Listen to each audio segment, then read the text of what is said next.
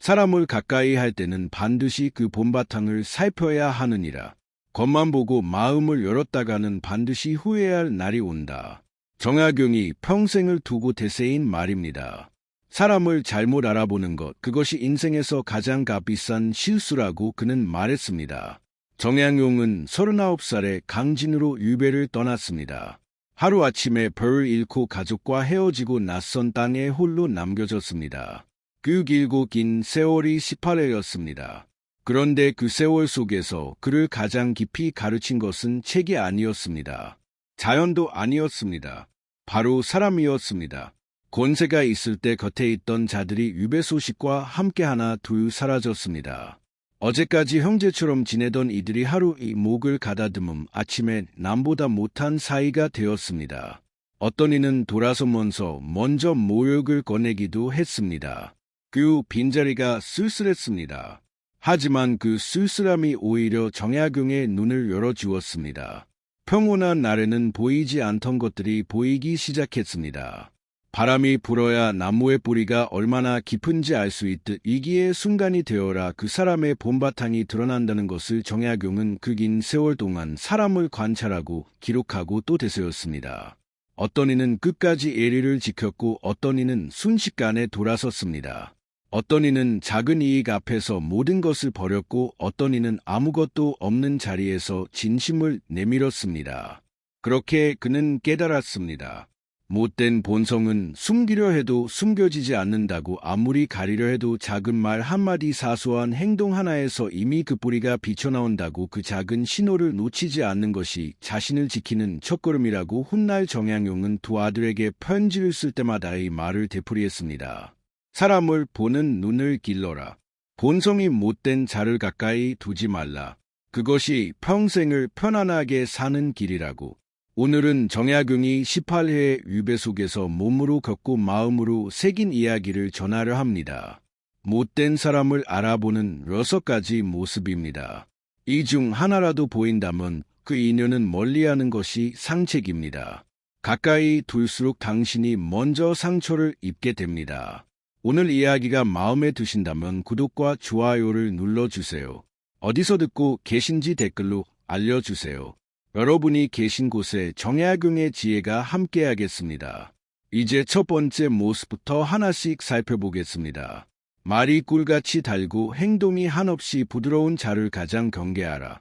그 달콤함 뒤에 무엇이 있는지 반드시 살펴야 하느니라. 정약용이 유배지에서 가장 먼저 배운 경계였습니다. 강진에 처음 발을 디딜 때 그를 반기는 이들이 있었습니다. 따뜻한 말을 건네는 이들, 먼저 안부를 묻는 이들, 어려운 처지를 딱하게 여기는 척하는 이들. 정약용은 처음에 그 따뜻함을 고맙게 여겼습니다. 하지만 시간이 지나면서 알게 되었습니다. 낮에 웃으며 안부를 묻던 이들이 밤에는 뒤에서 그의 허물을 파헤치고 있었습니다. 가까이 다가와 위로를 건네던 이들이 그의 이야기를 모아 다른 곳에 흘리고 있었습니다. 친절한 얼굴 뒤에 전혀 다른 마음이 있었습니다. 정약용은 그제야 깨달았습니다. 가장 무서운 것은 드러나 있는 적이 아니라는 것을. 웃는 얼굴로 다가오는 자가 때로는 더 깊은 상처를 남긴다는 것을 그는 말했습니다. 진심은 그렇게 매끄럽지 않다고. 지나치게 부드럽고 지나치게 따뜻하고 지나치게 친절한 자를 조심하라고. 사람의 마음이 그토록 흠없이 고울 수는 없다고 했습니다. 이런 자들에게는 한 가지 습성이 있습니다. 친밀함을 가장해 서서히 가까이 다가온다는 것입니다. 그리고 당신이 마음을 열고 털어놓은 이야기들을 조용히 수집합니다. 당신의 약한 곳, 아픈 곳, 부끄러운 곳을 기억해 둡니다. 그것이 언젠가 자신에게 필요한 순간 칼이 되어 돌아옵니다. 당신이 베푼 신뢰가 당신의 약점이 되는 것입니다.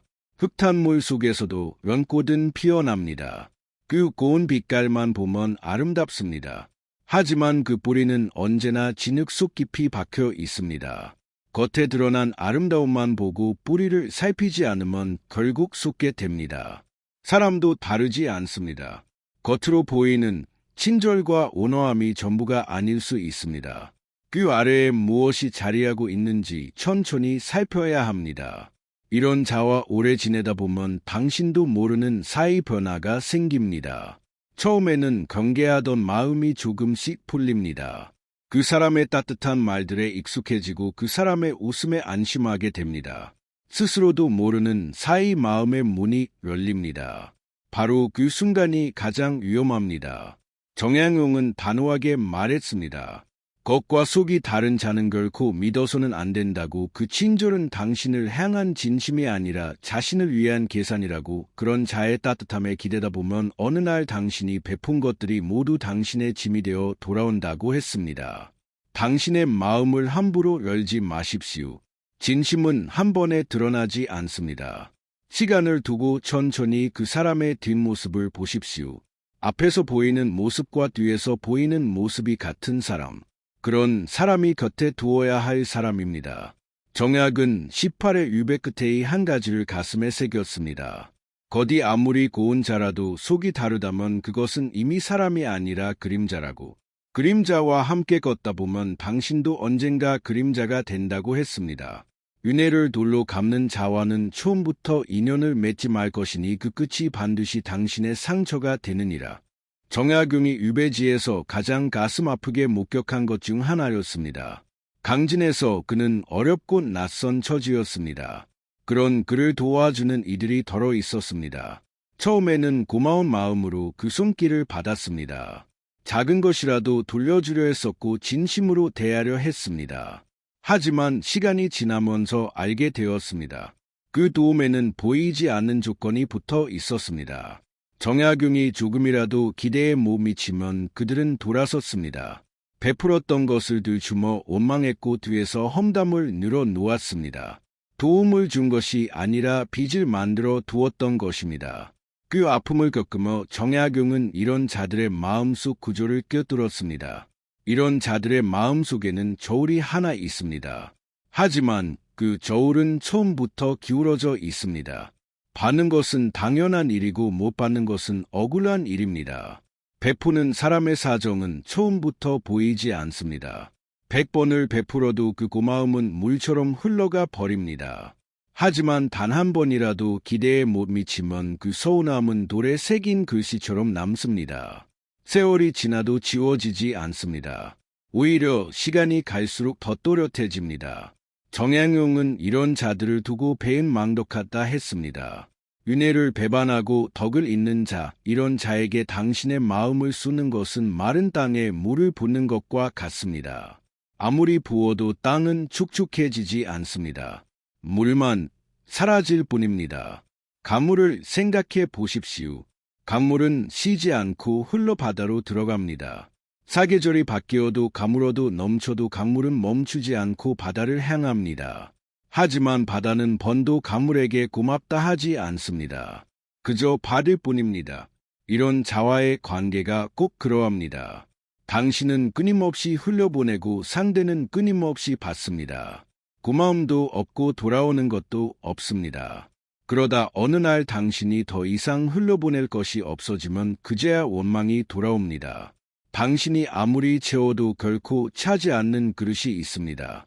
밑빠진 그릇입니다. 그릇을 채우려 애쓰는 사이 정작 당신의 마음이 먼저 텅 비어갑니다. 당신의 온기가 먼저 식어갑니다. 정약용은 아들들에게 편지를 쓸 때마다 이 말을 빠뜨리지 않았습니다. 고마워할 줄 모르는 자에게는 처음부터 마음을 열지 말라고. 시작이 잘못된 관계는 그 끝도 반드시 상처로 맺힌다고. 인연을 맺기 전에 그 사람이 은혜를 아는 자인지 먼저 살피라고 당부했습니다. 이런 자를 멀리하는 것이 차갑다고 느끼는 분도 있을 것입니다. 좀 더 기다리면 달라지지 않을까 하는 마음이 드는 것도 이해합니다. 하지만 정약용은 말했습니다. 본성은 쉽게 바뀌지 않는다고. 받는 것을 당연하게 여기며 자란 마음은 시간이 지나도 달라지지 않는다고 했습니다. 씨앗이 자라는 방향은 처음부터 정해져 있습니다. 햇빛을 향해 자라는 씨앗은 언제나 햇빛을 향합니다. 어둠 속에서 뿌리내린 씨앗은 오랜 시간이지도 어둠 속에 머니다. 사람의 본성도 다르지 않습니다. 이런 자를 일찍 알아보고 거리를 두는 것, 그것은 냉정한 선택이 아닙니다. 자신을 지키는 가장 따뜻한 선택입니다. 당신의 마음은 그 온기를 받을 자격이 있는 사람에게 닿아야 합니다. 정약용은 말했습니다. 주는 자와 받는 자가 늘 같다면 그것은 관계가 아니라 소진이라고 진정한 관계는 서로가 서로에게 강물이 되어 주는 것이라고 했습니다. 자신의 허물을 보지 못하는 자는 남의 허물만 크게 보느니라. 스스로를 돌아볼 줄 아는 것이 사람됨의 시작이다. 정약용이 별길에서 가장 답답하게 여긴 부류가 있었습니다. 조정에 있는 동안 그는 수많은 관리들을 곁에서 지켜보았습니다. 일이 잘 풀리면 누구보다 먼저 나서서 자신의 공을 말하는 자들이었습니다. 하지만 일이 어긋나면 반드시 누군가를 찾았습니다. 자신 아래에 있는 자, 자신보다 약한 자, 말할 힘이 없는 자를 탓했습니다. 스스로의 잘못은 그 어디에도 없었습니다. 정약용은 그것을 보며 생각했습니다. 저 사람은 평생 나아지지 못할 것이라고 자신의 허물을 보지 못하는 자는 같은 자리를 맴돌 수밖에 없다고 사람은 실수를 통해 배웁니다. 넘어진 자리를 돌아봐야 넘어졌는지 알 수 있습니다. 그 자리를 살피지 않고 그냥 일어서면 같은 돌부리에 또 걸려 넘어집니다. 반성이 없으면 배움도 없고 배움이 없으면 성장도 없습니다. 그런데 이런 자들은 넘어진 자리를 보지 않습니다. 대신 그 돌부리를 다른 사람이 놓아두었다고 말합니다. 세상이 잘못되었다고 말합니다. 때가 나빴다고 운이 없었다고 말합니다. 자신이 서 있는 곳은 끝내 돌아보지 않습니다. 정약용은 말했습니다. 콧방귀 허물을 인정하는 것이 부끄러운 일이 아니라고 오히려 허물을 끝내 인정하지 못하는 것이 진정으로 부끄러운 일이라고 자신을 돌아볼 줄 아는 사람만이 비로소 더 나은 자리로 나아갈 수 있다고 했습니다. 나무를 생각해 보십시오. 겉으로 보면 무성하고 튼튼해 보이는 나무도 뿌리가 썩으면 결국 쓰러집니다. 아무리 가지가 넓게 뻗어도 아무리 잎이 무성해도 뿌리가 병들면 그 끝은 정해져 있습니다. 자신의 허물을 돌아보지 않는 삶이 꼭 그럽니다. 겉은 그럴듯해 보여도 안쪽에서부터 천천히 무너져 내립니다. 더 무서운 것은 따로 있습니다. 이런 자 곁에 오래 있으면 당신이 그 허물의 자리를 대신하게 된다는 것입니다. 일이 잘못되면 그 사람은 반드시 탓할 곳을 찾습니다. 그리고 가장 가까이 있는 사람이 그 자리가 됩니다. 당신이 잘못한 것이 없어도 당신이 그 자리에 있었다는 것만으로 충분합니다. 그렇게 억울한 누명이 씌워집니다. 처음에는 작은 일이었습니다. 하지만 그것이 반복되다 보면 어느 순간 당신은 그 관계 속에서 늘 잘못한 사람이 되어 있습니다. 자신도 모르는 사이 그 자리에 길들여지는 것입니다. 정약용은 유배 생활 내내 이런 일을 목격했습니다. 아무 잘못도 없는 이들이 힘 있는 자의 허물을 대신 짊어지는 모습을 그 억울함이 쌓이고 쌓여도 아무도 들어주지 않는 현실을 그 아픔을 보며 정약용은 아들들에게 편지를 썼습니다. 자신의 잘못을 남에게 돌리는 자와는 결코 큰 일을 함께하지 말라고. 그런 자 언젠가 반드시 그 책임의 무게가 당신 어깨 위로 옮겨온다고. 그 무게는 한 번 얹히면 쉽게 내려놓기 어렵다고 경고했습니다. 허물을 끝내 인정하지 않는 자는 변하지 않습니다. 그것이 핵심입니다. 기다리면 달라질 것이라는 기대, 시간이 지나면 나아질 것이라는 희망. 그 기대와 희망이 오히려 당신을 그 자리에 더 오래 붙들어둡니다. 정약용은 단호했습니다. 변하지 않는 자와 함께하는 시간은 당신의 상처만 깊어지는 시간이라고, 그런 자를 일찍 알아보고 거리를 두는 것이 당신을 지키는 길이라고 했습니다. 자신을 돌아볼 줄 아는 사람 곁에 있으십시오. 넘어지면 넘어졌는지 살피는 사람. 잘못이 있으면 먼저 고개를 숙일 줄 아는 사람.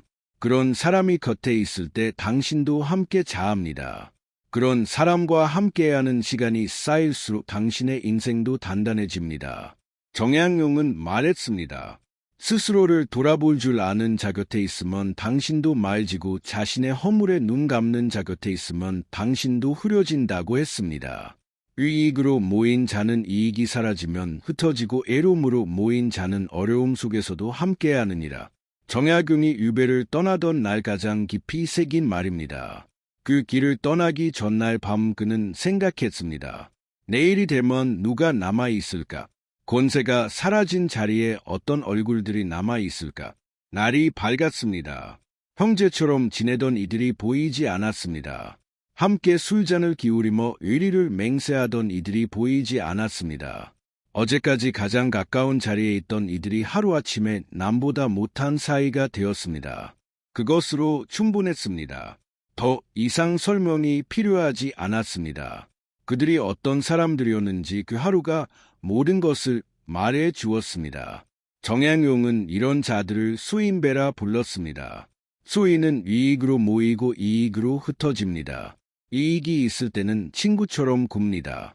이익이 없어지면 남처럼 변합니다. 방해가 되면 적처럼 돌아섭니다. 평소에 의리를 입에 달고 살던 자들이었습니다. 우정을 이야기하고 함께하겠다 말하고 어떤 일이 있어도 곁에 있겠다 했습니다. 하지만 이익이 걸린 순간 그 말들은 안개처럼 걷혔습니다. 처음부터 의리가 없었던 것입니다. 말만 있었고 뿌리가 없었습니다. 바람을 생각해 보십시오. 바람이 불어오는 방향에 따라 깃발은 방향을 바꿉니다.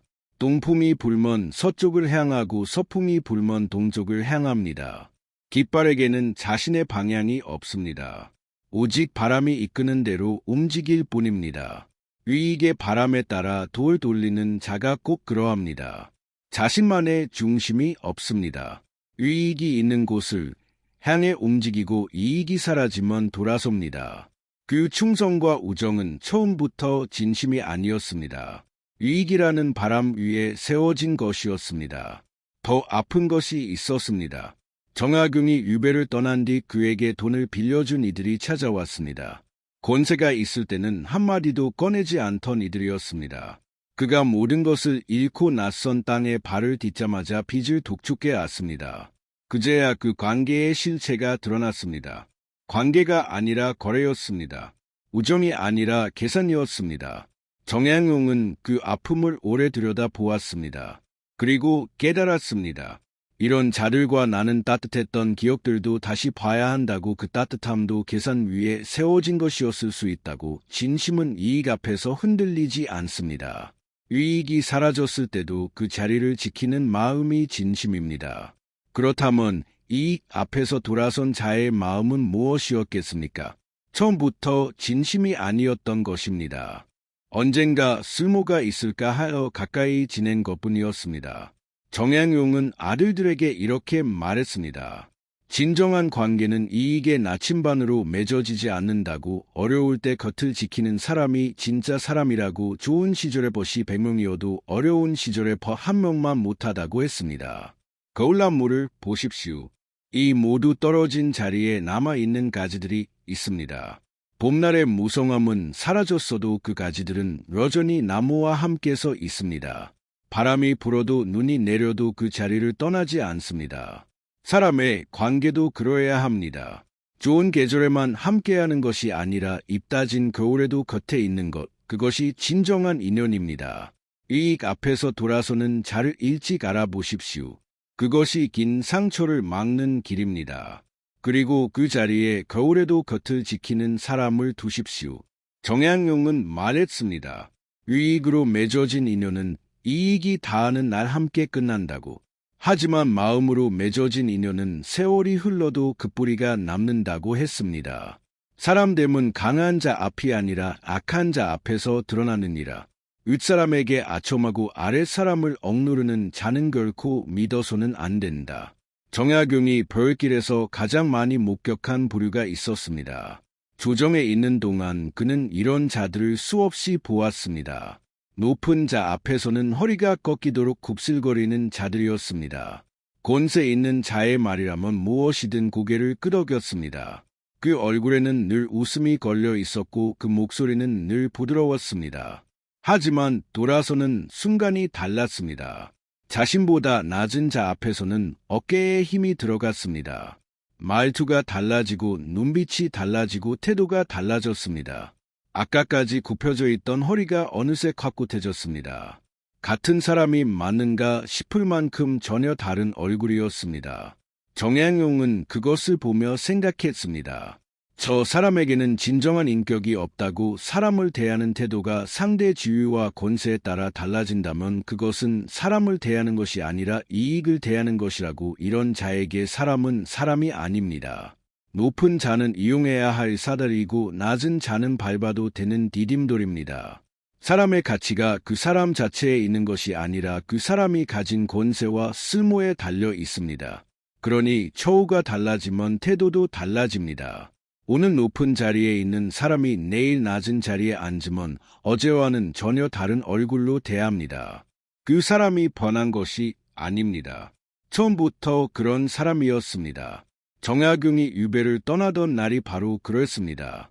권세가 있을 때 찾아와 친분을 자랑하던 이들이 있었습니다. 정약용과 가깝다는 것을 내세우며 이런저런 청을 넣던 이들이었습니다. 그들은 늘 따뜻한 얼굴로 찾아왔고 언제나 예리 있는 말을 했습니다. 하지만 유배 소식이 전해지자 그들은 순식간에 돌아섰습니다. 어떤 이는 아예 모르는 사람처럼 지나쳤습니다. 어떤 이는 먼저 모욕을 꺼내기도 했습니다. 권세가 사라지자 그들이 보여온 친절의 실체가 드러났습니다. 그 친절은 정약용을 향한 것이 아니었습니다. 정약용의 권세를 향한 것이었습니다. 정약용은 그 일을 오래 마음에 품었습니다. 그리고 깨달았습니다. 사람을 가장 잘 알아볼 수 있는 순간은 그 사람이 강할 때가 아니라는 것을, 오히려 자신이 약해졌을 때 그 주변의 얼굴들 보면 알 수 있다는 것을. 권세를 잃은 자리에도 남아있는 사람, 아무런 이득이 없어도 겉을 지키는 사람, 그 사람이 진짜 사람이라는 것을. 가을이 지나고 겨울이 오면 나뭇 잎이 떨어집니다. 무성하던 잎들이 모두 치고 나면 앙상한 가지만 남습니다. 그 가지를 보면 비로소 나무의 본 모습이 보입니다. 어디가 굵고 어디가 가는지, 어느 방향으로 자랐는지가 선명하게 드러납니다. 사람도 다르지 않습니다. 좋은 시절의 무성함이 거치고 나면 그 사람의 본 모습이 보입니다. 정약용은 말했습니다.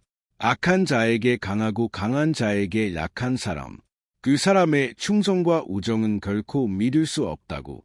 그런 자는 당신이 강한 자리에 있을 때만 곁에 있다고. 당신이 약해지는 순간 반드시 등을 돌린다고 했습니다. 당신이 지금 강한 자리에 있다면 이런 자들이 잘 보이지 않을 수 있습니다. 그들의 굽실거림이 진심처럼 느껴질 수 있습니다. 그 따뜻한 말들이 고맙게 들릴 수 있습니다. 하지만 세월은 사람을 가려냅니다. 처우가 달라졌을 때 비로소 그 진심이 드러납니다. 그러니 지금 곁에 있는 사람들을 살피십시오. 그 사람이 힘없는 자를 어떻게 대하는지 보십시오. 자신보다 낮은 자리에 있는 이에게 어떤 말을 건네는지 보십시오. 그것이 그 사람의 진짜 품격입니다. 그것이 언젠가 당신을 향하게 될 그 사람의 진짜 얼굴입니다.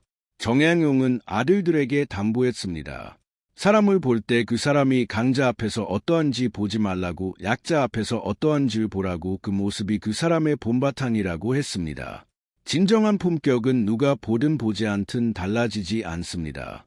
높은 자 앞에서도 낮은 자 앞에서도 언제나 같은 얼굴로 대하는 사람, 그런 사람이 곁에 두어야 할 사람입니다.